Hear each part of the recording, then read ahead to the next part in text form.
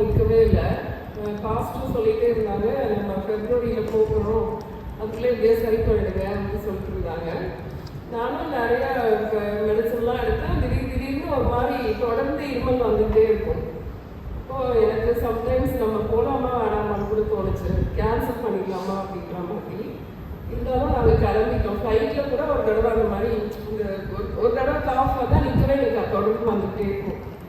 ஆனால் by God's grace அவர் என்ன பண்ணார், அங்கே போனதுக்கப்புறம் நான் வந்து அதை எனக்கு தோணவே இல்லை நமக்கு இருமலே வரல அப்படின்ட்டு. அப்புறம் அங்கே போயிட்டு வந்த பிறகு தான் யோசிக்கும் போது ஆண்டவரை நம்ம சுகமாக்கிருக்காரு.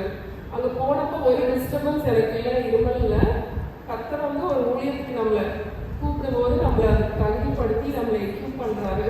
அதனால கர்த்தரை நாமத்துக்கு ஸ்தோத்திரம். அப்புறம் இன்னொன்று என்னன்னா, அங்கே வந்து டிரான்ஸ்லேட்டர்ஸ் தேவைப்பட்டாங்க. கடைசி மீட்டிங் நான் போகிறப்போ நான் வந்து தமிழில் தான் பேசுவேன்னு சொல்லியிருந்தேன். இப்போ அங்கே பார்க்குறப்ப தமிழில் டிரான்ஸ்லேட் பண்ணுறதுக்கு கடைசியில் ஆள் இல்லாமல் இருந்துச்சு. இப்போ பாஸ்டரும் சொல்கிறான், அஜித்தனும் நீங்கள் இங்கிலீஷில் பேசுங்க அப்படின்னு சொல்லிட்டாங்க ஒரே வார்த்தை. எப்படா நம்ம இங்கிலீஷில் பேச சொல்கிறாங்களே, எப்படா பேசுறது அப்படின்ட்டு யோசிச்சுட்டு இருந்தேன்.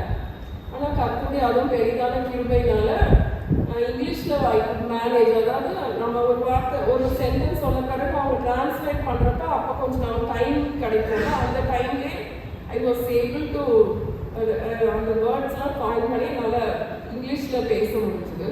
அதுவும் ஆண்டர் செய்த அர்த்தமாக நினைக்கிறேன். அவங்களுடைய